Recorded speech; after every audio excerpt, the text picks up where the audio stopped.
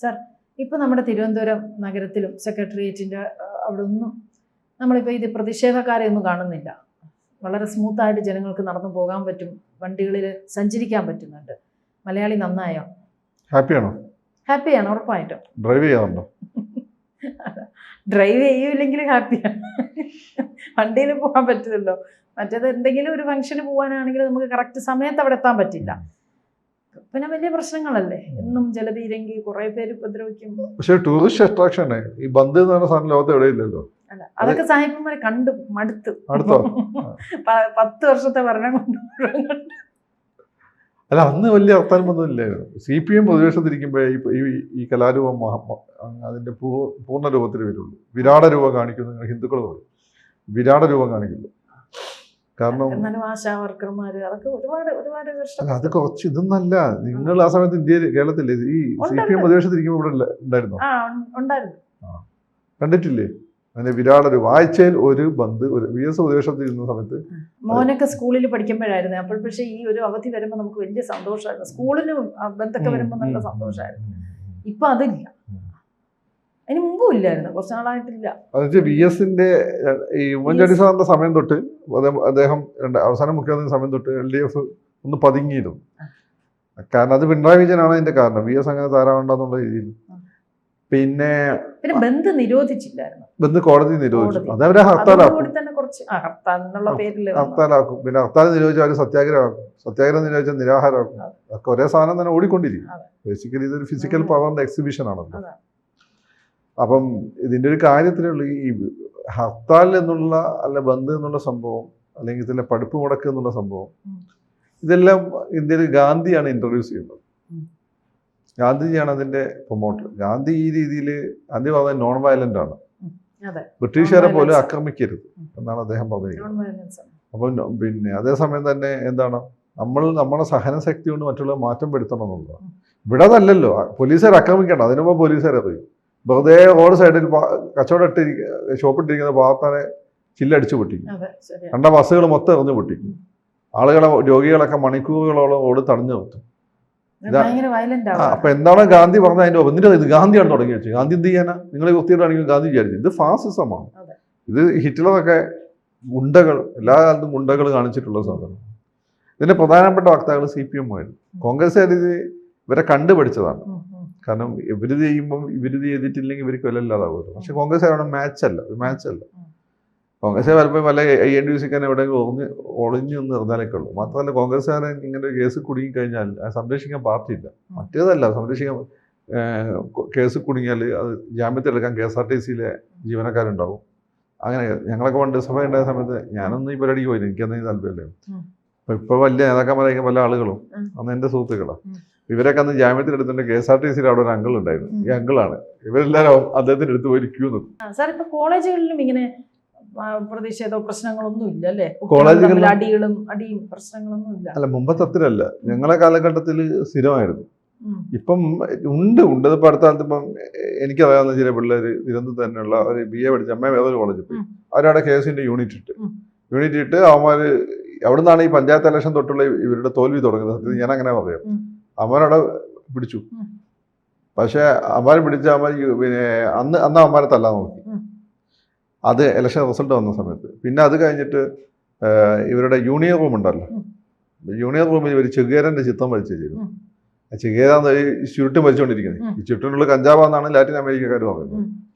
അപ്പൊ ഇതൊരു തെറ്റായ മെസ്സേജ് ആണല്ലോ. ഈ പയ്യന്മാർ അത് മാച്ചു കളഞ്ഞു. അപ്പൊ SFIക്കാർ വന്നിട്ട് അത് ഞങ്ങളുടെ വികാരത്തെ ഗുണപ്പെട്ടു. എന്ത് വരുത്തും സിഗരറ്റ് വലിച്ചുകൊണ്ടിരിക്കുന്നതാണോ നിങ്ങളുടെ വികാരം? അല്ലെ സിഗരറ്റ് വലിക്കാതെ ചിത്രം എടുത്ത് ഇങ്ങനെ ചെഗുവേര സിഗരറ്റ് വലിക്കുന്ന നാട്ടുകാർക്ക് സിഗരറ്റ് വലിക്കാൻ തോന്നും. മാത്രമല്ല പിന്നെ ക്യൂബൻ സിഗരറ്റാണ്, അതിനുള്ള കഞ്ചാവ് കയറ്റിയേക്കാനും എളുപ്പമാണ് എന്ന് പറഞ്ഞാൽ ആ പിള്ളേരെ പിടിച്ച് തല്ലി. എന്നിട്ട് കേസും കൊടുത്തു. മനസ്സിലായല്ലോ? പക്ഷെ അത്രയേ ഉള്ളൂ. മമ്പാടെ ഇത് കുറച്ചു മുമ്പുള്ള നമ്മുടെ കാലഘട്ടത്തിലാണ് ഈ പിള്ളേരെ അടിച്ചിട്ട് 4 ദിവസം ഹോസ്പിറ്റലിലാക്കും. ഇതാണ് ഇവരുടെ രീതി. അതിപ്പം കുറഞ്ഞു വന്നിട്ടുണ്ട്. കാരണം ജനങ്ങൾ വളരെ വളരെ പ്രോആക്റ്റീവാണ് ഇത്തരം കാര്യങ്ങളിൽ. ഇത് പരാജയത്തിന് തന്നെ പ്രധാനപ്പെട്ട ഒരു കാരണം എന്ന് വെച്ചാൽ ഈ സിദ്ധാർത്ഥിന്റെ മരണമാണ്. അത് പണ്ടത്തെ പോലെ നിങ്ങളെ കുടുംബത്തിൽ നിങ്ങൾ ഉൾപ്പെടെ 4-5 പിള്ളേരുണ്ടാവും, അല്ല നിങ്ങൾ തൊട്ടുമുമ്പുള്ള ജനറേഷനിൽ. ഇപ്പൊ ആ പാടെ 1-2 പിള്ളേരേ ഉള്ളൂ. അവരെ നമ്മൾ വളർത്ത് SFIക്കാർക്ക് തിന്നാൻ മാത്രമല്ല നമ്മൾ SFIക്കാർക്ക് തിന്നാൻ കൊടുക്കുന്നതാണ്. തിന്നാൻ കൊടുക്കാൻ വേണ്ടിയിട്ടല്ലല്ലോ അവരെ നമ്മൾ വളർത്തുന്നത്. ഇതെല്ലാ വീടുകളുടെ അവസ്ഥ ഇത് തന്നെയാണ്. പിന്നെ മാത്രമല്ല പഴയ കമ്മ്യൂണിസ്റ്റുകാരായ ആളുകളെ മക്കളാണെങ്കിൽ പോലും അവർ ക്യാമ്പസിലെത്തും, അവർ പുതിയ സെൻസിബിലിറ്റിയാണ് അവർ അഡ്രസ്സ് ചെയ്യുക.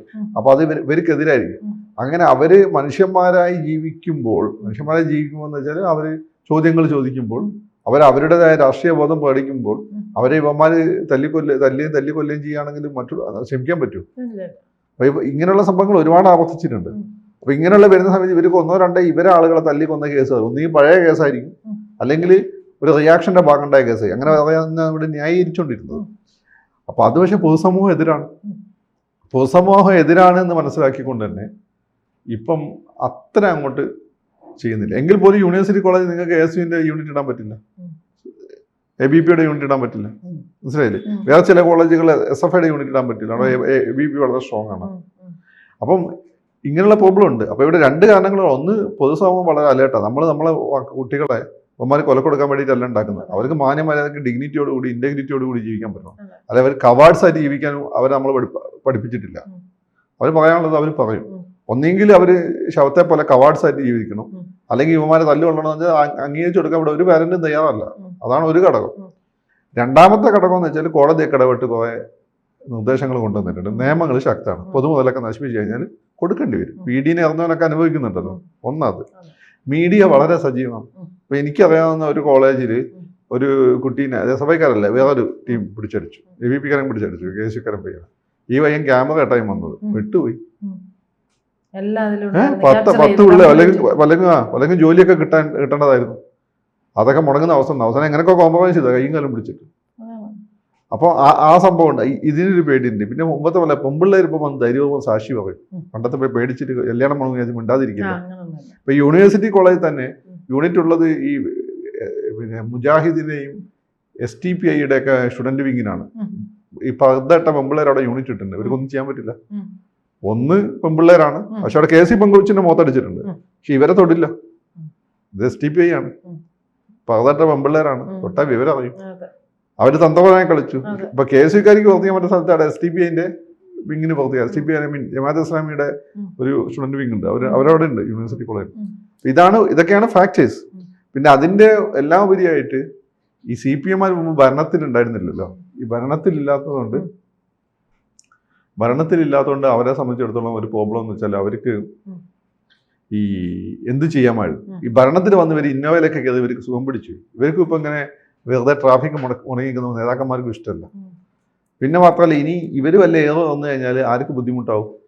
ഈ നേതാക്കന്മാർക്ക് ബുദ്ധിമുട്ടാവും. പാർട്ടി പൈസ കൊടുക്കേണ്ടി വരും, കോടതിയുടെ ഇടപെടൽ. ഇതെല്ലാം കൊണ്ട് ഇപ്പം പൊതുവെ ഈ സമരങ്ങളുടെ പേരിൽ കാണിക്കുന്ന അഭ്യാസങ്ങളെതിരാണ് പഠിക്കാനും തുടങ്ങി.